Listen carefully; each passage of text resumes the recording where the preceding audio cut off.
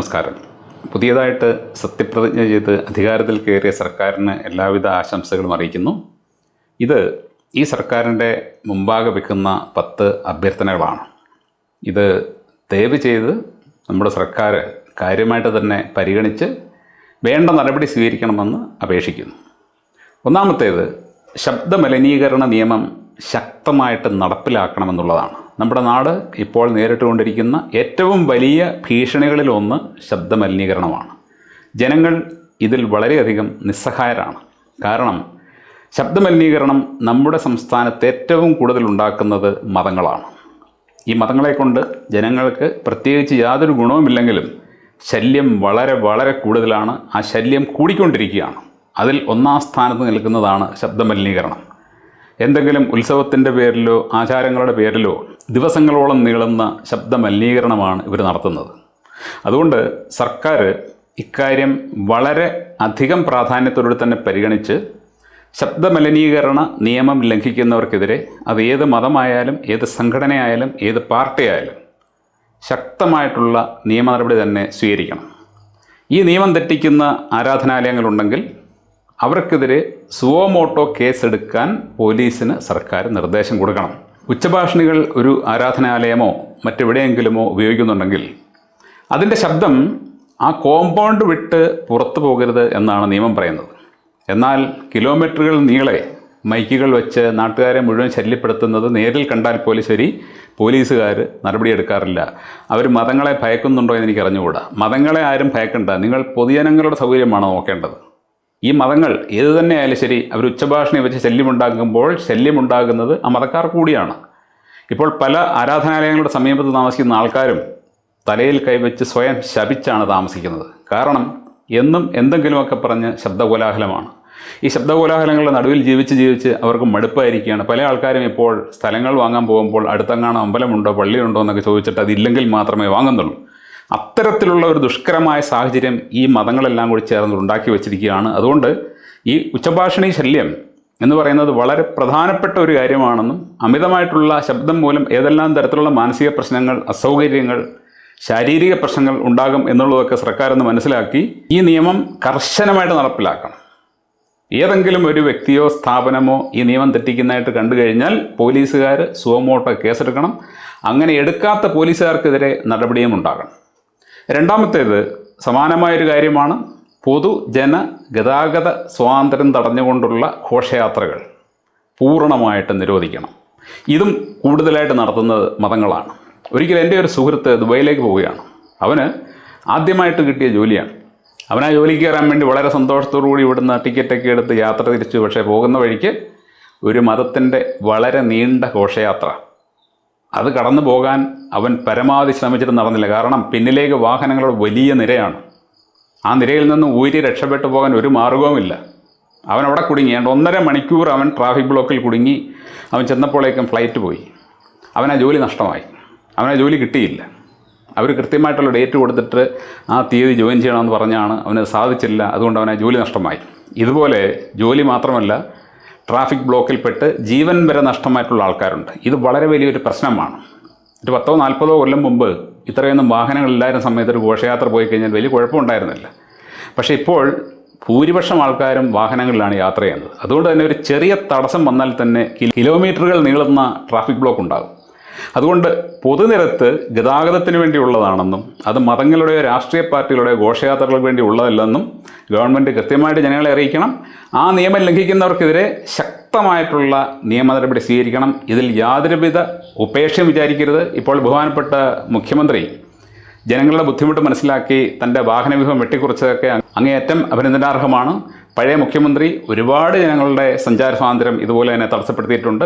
അതുകൊണ്ട് സഞ്ചാര സ്വാതന്ത്ര്യം തടസ്സപ്പെടുത്തുന്ന യാതൊന്നും സർക്കാരോ രാഷ്ട്രീയ പാർട്ടികളോ മതങ്ങളോ ചെയ്യാൻ പാടില്ല എന്ന കർശനമായ നിലപാട് ഈ സർക്കാർ സ്വീകരിക്കണം. LDF സർക്കാർ കൊണ്ടുവന്ന പൊതുജനാരോഗ്യ നിയമം എന്ന് പറയുന്ന ഒരു ബില്ലുണ്ട്. അതിൽ ഒരുപാട് ഭരണഘടനാ വിരുദ്ധ, ജനാധിപത്യ വിരുദ്ധ വകുപ്പുകളുണ്ട്. അതുകൊണ്ട് ഈ സർക്കാർ ആ നിയമം ഒന്ന് പരിഷ്കരിക്കണം. അതിലെ പ്രശ്നങ്ങൾ പഠിക്കാനായിട്ട് നിങ്ങൾ ഒരു സമിതി ഉണ്ടാക്കി ആ സമിതിയുടെ അഭിപ്രായ പ്രകാരവും അതുപോലെ തന്നെ വിവിധ പൊതുജനാരോഗ്യ വിദഗ്ധരുടെ, അതായത് ആയുർവേദം, ഹോമിയോ, അലോപ്പതി, സിദ്ധ, യുനാനി, അതുപോലെ തന്നെ മറ്റ് പൊതുജനങ്ങളുടെ ഇടയിലുള്ള വ്യക്തികളുടെയും ഒക്കെ അഭിപ്രായം സ്വീകരിച്ചിട്ട് ആ നിയമത്തിലെ പ്രശ്നങ്ങൾ മുഴുവൻ പരിഹരിച്ച് പൊതുജനങ്ങളുടെ ആരോഗ്യത്തെ പരാമർശിക്കുന്ന, ആരോഗ്യത്തിന് വേണ്ടിയുള്ള ഒരു നിയമമാക്കി അതിനെ മാറ്റണം. ഇപ്പോൾ ആ നിയമം എന്ന് പറയുന്നത് പൊതുജന ആരോഗ്യവുമായിട്ട് ഒരു ബന്ധവുമില്ലാതെ ഉണ്ടാക്കിയ, പൊതുജനങ്ങളെ ആരോഗ്യത്തിൻ്റെ പേരിൽ പീഡിപ്പിക്കാൻ, നിയന്ത്രിക്കാനും വേണ്ടി മാത്രം ഉണ്ടാക്കിയ ഒരു ബില്ലാണ്. അതുകൊണ്ടാണ് ഞാൻ പ്രത്യേകിച്ച് ആ നിയമത്തിൻ്റെ കാര്യം പറയുന്നത്. അതുകൊണ്ട് ഈ സർക്കാർ ആ നിയമം പുനഃപരിശോധിക്കുന്ന കാര്യം തീർച്ചയായിട്ടും 100% പരിഗണിക്കണം, അതും എത്രയും വേഗം. അടുത്തതും ആരോഗ്യവുമായിട്ട് ബന്ധപ്പെട്ടൊരു കാര്യമാണ്. നമ്മുടെ സർക്കാർ ആശുപത്രികളുടെയും മെഡിക്കൽ കോളേജുകളുടെയും നിലവാരം ഈ സർക്കാർ മെച്ചപ്പെടുത്തണം. നിങ്ങൾക്കറിയാം, നമ്മുടെ നാട്ടിൽ വിദേശത്ത് നിന്നും ചില വമ്പൻ കോർപ്പറേറ്റുകൾ ആശുപത്രി മേഖലയിൽ പണമിറക്കിയിട്ടുണ്ട്. അമേരിക്കയിൽ നിന്നും ബ്ലാക്ക് സ്റ്റോൺ ഉൾപ്പെടെയുള്ള കമ്പനികൾ മുൻ സർക്കാരിരിക്കുന്ന സമയത്ത് ഇവിടെ വന്ന് ആശുപത്രികൾ വിലയ്ക്ക് വാങ്ങിയിട്ടുണ്ട്. അത്തരക്കാരിവിടെ വന്ന് പണം മുടക്കുമ്പോൾ അവരുടെ ഉള്ളിലെ ലക്ഷ്യം എന്ന് പറയുന്നത് കേരള സംസ്ഥാനത്തിലെ മുഴുവൻ ജനങ്ങളെയും രോഗികളാക്കി മാറ്റി അവരെ ആശുപത്രിയിലെത്തിച്ച് പണമുണ്ടാക്കുക എന്നതാണ്. ജനങ്ങൾക്ക് സർക്കാർ ആശുപത്രിയിൽ നിന്ന് ശരിയായിട്ടുള്ള സേവനം കിട്ടാതെ വരുമ്പോഴാണ് അവർ പ്രൈവറ്റ് ആശുപത്രിയിലേക്ക് പോകുന്നത്. എന്നാൽ നമ്മുടെ സർക്കാർ ആശുപത്രികളും മെഡിക്കൽ കോളേജ് ആശുപത്രികളും ശരിയായ രീതിയിലുള്ള ചികിത്സ കൊടുക്കുന്നുണ്ടെങ്കിൽ ഈ കുഴപ്പമുണ്ടാകില്ല. സർക്കാർ ആശുപത്രികളുടെയും മെഡിക്കൽ കോളേജുകളുടെയും പ്രവർത്തനം അവതാളത്തിലാക്കാൻ ചില പ്രവർത്തനങ്ങൾ നമ്മുടെ സംസ്ഥാനത്ത് നടക്കുന്നുണ്ട്. അതുകൊണ്ടാണ് അടുത്ത സമയത്തായിട്ട് ഒരുപാട് ചികിത്സാ പിഴവുകളും മരണങ്ങളുമൊക്കെ സർക്കാർ ആശുപത്രികളിൽ നിന്ന് റിപ്പോർട്ട് ചെയ്യുന്നു. അതുകൊണ്ട് ഈ ഗവൺമെൻറ് സർക്കാർ ആശുപത്രികളും മെഡിക്കൽ കോളേജ് ആശുപത്രികളും ഏറ്റവും മികച്ച രീതിയിൽ പ്രവർത്തിക്കുന്നുവെന്നും ആൾക്കാർക്ക് അവിടെ സധൈര്യം പോയി ചികിത്സ തേടാൻ പറ്റും എന്നുമുള്ള ഒരു സാഹചര്യം ഉണ്ടാക്കണം. അതേപോലെ തന്നെ സർക്കാർ ആശുപത്രികളിലൊന്നും ഫ്രീ ആയിട്ട് ആർക്കും തന്നെ ചികിത്സ കൊടുക്കേണ്ട കാര്യമില്ല. കേരളത്തിൽ എല്ലാ ആൾക്കാരും ജോലി ചെയ്ത് പണമുണ്ടാക്കുന്നുണ്ട്. അവരിൽ നിന്നും ന്യായമായിട്ടുള്ള ഒരു ഫീസ് സർക്കാരിന് ഈടാക്കിയിട്ട് അവർക്ക് മികച്ച ചികിത്സ കൊടുക്കണം. ഈ ആശുപത്രികൾ നടത്തിക്കൊണ്ട് പോകേണ്ട ചിലവ് അവിടെ വരുന്ന ആൾക്കാരുടെ പക്കൽ നിന്ന് ഈടാക്കുന്നതിൽ യാതൊരു തെറ്റുമില്ല. അപ്പോൾ രണ്ടുണ്ട് ഗുണം. ഒന്ന്, സർക്കാരിന് ആശുപത്രികൾ മൂലം വലിയ ബാധ്യത ഉണ്ടാവുന്നില്ല. രണ്ട്, ജനങ്ങൾക്ക് കുറഞ്ഞ ചിലവിൽ നല്ല ചികിത്സ കിട്ടുന്നു. പ്രൈവറ്റ് ആശുപത്രികളുടെ കൊള്ളയ്ക്ക് അവർക്ക് വിധേയരാകേണ്ടി വരില്ല. അഞ്ചാമത്തേത്, നമ്മുടെ സംസ്ഥാനത്ത് ഒരുപാട് രോഗങ്ങൾക്ക് അത് വരാതിരിക്കാൻ വേണ്ടി കുത്തിവയ്പ്പുകൾ കൊടുക്കാറുണ്ട്. സത്യം പറഞ്ഞാൽ ഈ കുത്തിവയ്പ്പുകൾ കൊണ്ടൊന്നും തന്നെ യാതൊരു രോഗവും തടയപ്പെടുന്നില്ല എന്നുള്ളതാണ് ഒരു റിയാലിറ്റി. നമ്മൾ കണ്ടുകൊണ്ടിരിക്കുന്ന കാര്യമാണ്. കൊറോണ വന്നപ്പോൾ വാക്സിൻ കൊടുത്തു. വാക്സിൻ എടുത്തവർക്കെല്ലാം തന്നെ കൊറോണ വന്നു. പേവിഷ വാക്സിൻ എടുക്കുന്നവർക്ക് പേവിഷബാധ ഉണ്ടാകുന്നു. പോളിയോ വാക്സിൻ എടുക്കുന്നവർക്ക് പോളിയോ ഉണ്ടാകുന്നു.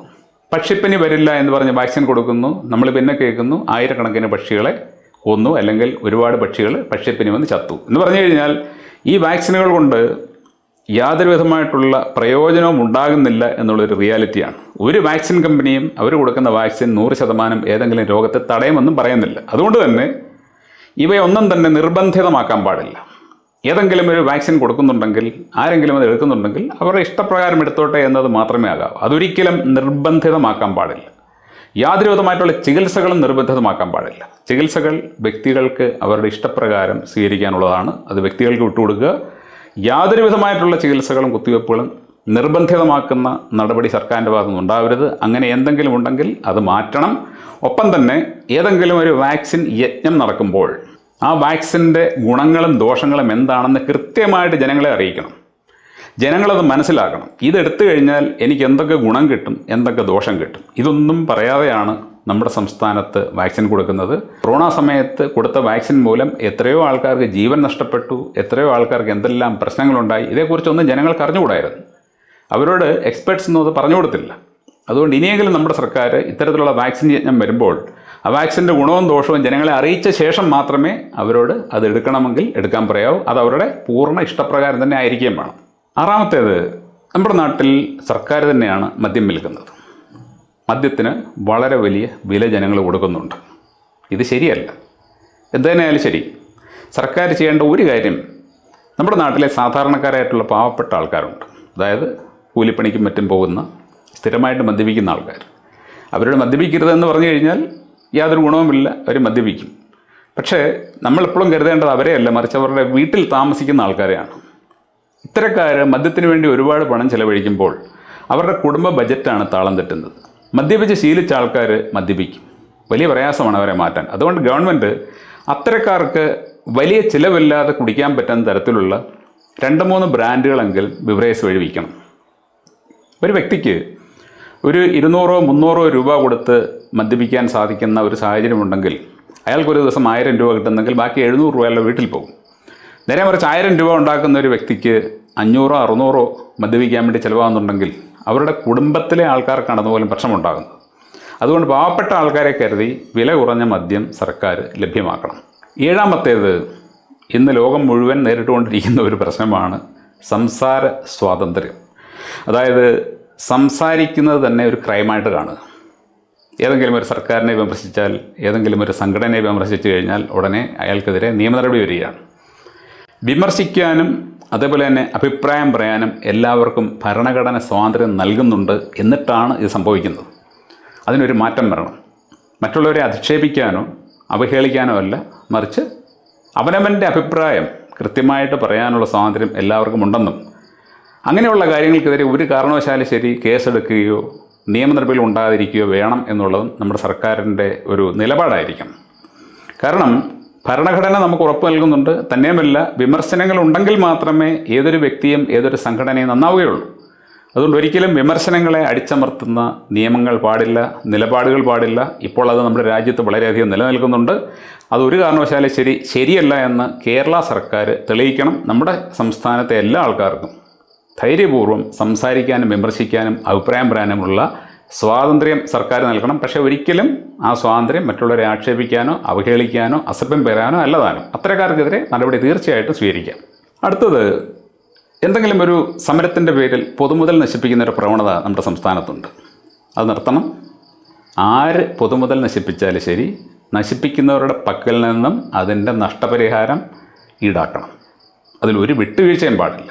പൊതുമുതൽ എന്ന് പറഞ്ഞു കഴിഞ്ഞാൽ നശിപ്പിക്കാനുള്ളതല്ല, ആർക്കും കുതിര കയറാൻ പറ്റുന്ന ഒന്നല്ല എന്നുള്ളത് നമ്മുടെ നാട്ടിലെ ജനം മനസ്സിലാക്കണം. അത്തരത്തിലുള്ള ഒരു സംസ്കാരത്തിലേക്ക് അവരെ കൊണ്ടുപോകാൻ വേണ്ടി ആര് തന്നെ പൊതുമുതൽ നശിപ്പിച്ചാലും ശരി അവർക്കെതിരെ ശക്തമായ നടപടി സ്വീകരിക്കണം. അവരിൽ നിന്നും നഷ്ടപരിഹാരം ഈടാക്കണം. 9-മത്തേതും ആരോഗ്യവുമായിട്ട് ബന്ധപ്പെട്ടാണ്. നമ്മുടെ നാട്ടിൽ ഭക്ഷ്യസുരക്ഷയ്ക്ക് യാതൊരു വിലയും കൊടുത്ത് കാണുന്നില്ല. ഇതിനു മുമ്പിരുന്ന ആരോഗ്യമന്ത്രിയും ആരോഗ്യവകുപ്പും ഭക്ഷ്യസുരക്ഷയുടെ പേരിൽ ചില നാടകങ്ങളൊക്കെ കളിച്ചിരുന്നല്ലാതെ കേരളത്തിൽ നമുക്ക് സധൈര്യം ഭക്ഷ്യവസ്തുക്കൾ വാങ്ങി പേടിക്കാതെ ഉപയോഗിക്കാവുന്ന ഒരു സാഹചര്യം ഇന്ന് നിലവിലില്ല. പച്ചക്കറികളായാലും പഴങ്ങളായാലും മത്സ്യമായാലും മാംസമായാലും മുട്ടയായാലും എന്ത് തന്നെയായാലും ശരി നമ്മൾ സംശയത്തോടെയാണ് വാങ്ങുന്നത്. അപ്പോൾ അത്തരത്തിലുള്ള ഒരു സാഹചര്യം വളരെയധികം ദയനീയമാണ്. ജനങ്ങൾ നിസ്സഹായരാണ്. ജനങ്ങൾ പണം മുടക്കിയാണ് വാങ്ങുന്നത്.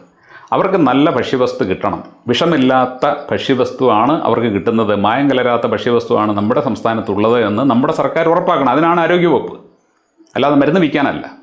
അപ്പോൾ അതിനുവേണ്ടി എന്തൊക്കെ ചെയ്യണോ അതെല്ലാം നമ്മുടെ സർക്കാർ ചെയ്യണം. വിഷം കലർത്തിയോ മായം കലർത്തിയോ ഭക്ഷ്യവസ്തു വിൽക്കുന്ന ആരായാലും ശരി അവർക്കെതിരെ വളരെ കഠിനമായിട്ടുള്ള ശിക്ഷാ നടപടികൾ സ്വീകരിക്കണം. അതിന് പ്രത്യേക നിയമവ്യവസ്ഥ വേണമെന്നുണ്ടെങ്കിൽ അത് ഉണ്ടാക്കണം. ജനങ്ങൾക്ക് നല്ല ഭക്ഷണം കഴിക്കാനുള്ള അവകാശമുണ്ട്. അത് ഉറപ്പാക്കേണ്ടത് ആരോഗ്യവകുപ്പാണ്, ഈ സർക്കാരാണ്. 10-മത്തേത്, നമ്മുടെ നാട്ടിലെ പല ഇടങ്ങളിലും നേരിടുന്ന ഒരു പ്രശ്നമാണ് വന്യജീവികളിൽ നിന്നുള്ള പ്രശ്നം. വന്യജീവികൾ കാടിറങ്ങി വരുന്നു. തെരുവ് നായകൾ പെറ്റുപെരുകി അനിയന്ത്രിതമായിട്ട് കൂടുന്നു. പാമ്പുകളുടെ ശല്യം, അതുപോലെ തന്നെ മറ്റ് നിരവധി ജീവികളുടെ പ്രശ്നം പലയിടത്തും പല ആൾക്കാരും നേരിടുന്നുണ്ട്. അപ്പോൾ ഇതിന് എന്താണ് ചെയ്യാൻ പറ്റുന്നത് എന്നുള്ളത് ഗവൺമെൻറ് ഒന്ന് നോക്കണം. ഈ തെരുവ് നായകളുടെ പ്രശ്നം വളരെ വലിയൊരു പ്രശ്നമാണ്. ഓരോ നായയും പെറ്റിടുന്നത് 8, 10, 12 കുട്ടികളെയാണ്. ഇവയെങ്ങനെ പെറ്റുപെരുകി ഇവിടെ എണ്ണം അമിതമായിട്ട് കൂടിക്കഴിഞ്ഞാൽ നാളെ മനുഷ്യർക്ക് ജീവിക്കാൻ പറ്റാത്ത ഒരു സാഹചര്യം പോലും നമ്മുടെ സംസ്ഥാനത്തുണ്ടാകും. അപ്പോൾ ഇവയെ നിയന്ത്രിക്കാൻ എന്താണോ വേണ്ടത് അത് ഗവൺമെൻറ് ചെയ്യണം. അതേപോലെ തന്നെ വന്യജീവികളുടെ ഉപദ്രവമുള്ള ഇടങ്ങളിൽ താമസിക്കുന്ന ആൾക്കാർക്ക് സമാധാനമായിട്ട് ജീവിക്കാനുള്ള ഒരു സാഹചര്യം ഉണ്ടാക്കണം. അത്തരം ശല്യങ്ങൾ ഉറപ്പായിട്ടും ഉണ്ടാകും എന്ന് തോന്നുന്ന ഇടങ്ങളിൽ നിന്നും അവരെ മാറ്റിപ്പാർപ്പിക്കാനുള്ള സംവിധാനം സർക്കാർ ചെയ്യണം. അതേപോലെ തന്നെ എല്ലാ വർഷവും നമ്മൾ കേൾക്കുന്നതാണ് പ്രകൃതി ദുരന്തങ്ങൾ. പ്രകൃതി ദുരന്തം ഉണ്ടാകുമ്പോൾ പ്രശ്നമുണ്ടാകാനിടയുള്ള ഇടങ്ങളിൽ താമസിക്കുന്ന ആൾക്കാരെ ബോധവൽക്കരിക്കണം. അവരെയും അവിടെ നിന്നും മാറ്റിപ്പാർപ്പിക്കാനുള്ള ഏർപ്പാട് സർക്കാർ ചെയ്യണം. കാരണം ഉണ്ടായി കഴിഞ്ഞിട്ട് അതേക്കുറിച്ച് പരിതപിക്കുന്നതിൽ നല്ലത് അത് ഉണ്ടാകുന്നതിന് മുമ്പ് തന്നെ അത്തരത്തിലുള്ള മേഖലകൾ തിരിച്ചറിഞ്ഞ് അവിടെയുള്ള ആൾക്കാർക്ക് വാണിംഗ് കൊടുത്ത് ഒന്നുകിൽ അവർ സ്വമേധയാ അവിടെ നിന്നും സുരക്ഷിതമായിട്ടുള്ള ഇടങ്ങളിലേക്ക് മാറി താമസിക്കുകയോ അതല്ല എന്നുണ്ടെങ്കിൽ ഗവൺമെൻറ് അവർക്ക് താമസിക്കാനുള്ള അത്തരത്തിൽ പുനരധിവാസം നടത്താനുള്ള എന്തെങ്കിലും സൗകര്യം ചെയ്തു കൊടുക്കുകയോ വേണം. അപ്പോൾ ഈ പറഞ്ഞ 10 കാര്യങ്ങൾ വളരെ പ്രധാനപ്പെട്ട വിഷയങ്ങൾ തന്നെയാണ്. മറ്റൊരുപാട് പ്രശ്നങ്ങളുണ്ട്, അതെല്ലാം സർക്കാരിൻ്റെ ശ്രദ്ധയിലുള്ള കാര്യങ്ങളായതുകൊണ്ട് പറയുന്നില്ല. പക്ഷേ ഈ 10 കാര്യങ്ങൾ പൊതുവിൽ അങ്ങനെ അധികമായി ശ്രദ്ധിക്കാത്ത കാര്യങ്ങളാണ്. അതുകൊണ്ട് ഈ കാര്യങ്ങളിൽ പുതിയ സർക്കാരിൻ്റെ ശ്രദ്ധ പതിയണം, വേണ്ട നടപടികൾ സ്വീകരിക്കണം എന്ന് അഭ്യർത്ഥിക്കുന്നു. Thank you.